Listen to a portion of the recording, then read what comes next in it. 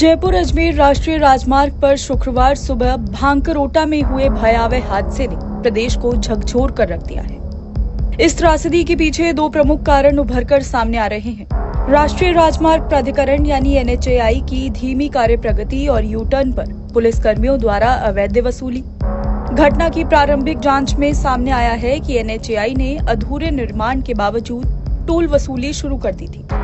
अजमेर से जयपुर आने वाले भारी वाहनों को डाइवर्ट करने के लिए रिंग रोड पर यू टर्न खोला गया, लेकिन सुरक्षा मानकों की घोर अनदेखी ने इस भयावह हादसे को जन्म दिया। हादसे के बाद भी लापरवाही जारी रही। शनिवार को भी उसी खतरनाक यू टर्न से वाहन चालक गुजरते देखे गए। ये कट पहले बंद किया गया था, लेकिन रिंग रोड तक पहुंचने में असुविधा के कारण इसे फिर से खोल दिया गया, जिससे ये दुर्घटना का केंद्र बन गया।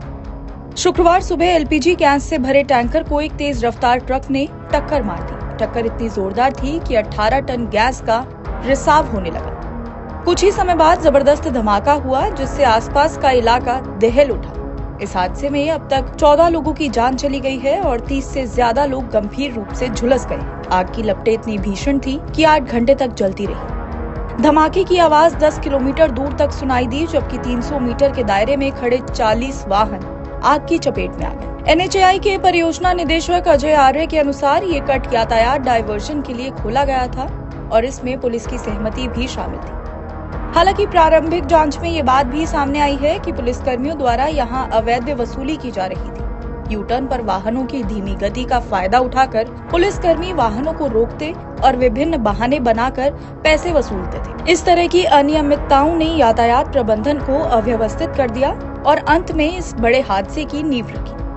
मुख्यमंत्री भजनलाल ने हादसे के बाद सार्वजनिक निर्माण विभाग को राज्य भर के ब्लैक स्पॉट्स को सुधारने के लिए विशेष अभियान चलाने के निर्देश दिए। प्रदेश में करीब 2350 करोड़ रुपए की लागत से ब्लैक स्पॉट्स के सुधार का कार्य जारी है। NHAI ने करीब 812 करोड़ रुपए के बजट के साथ 40 ब्लैक स्पॉट्स की पहचान कर उन्हें सुधारने की प्रक्रिया शुरू कर दी है। इसके अतिरिक्त कुल 176 ब्लैक स्पॉट्स को सुधारने का लक्ष्य निर्धारित किया गया है। NHAI की प्रारंभिक रिपोर्ट में हादसों को रोकने के लिए कई अहम सुझाव भी दिए गए हैं। आइए उन पर एक बार नजर डाल लेते हैं।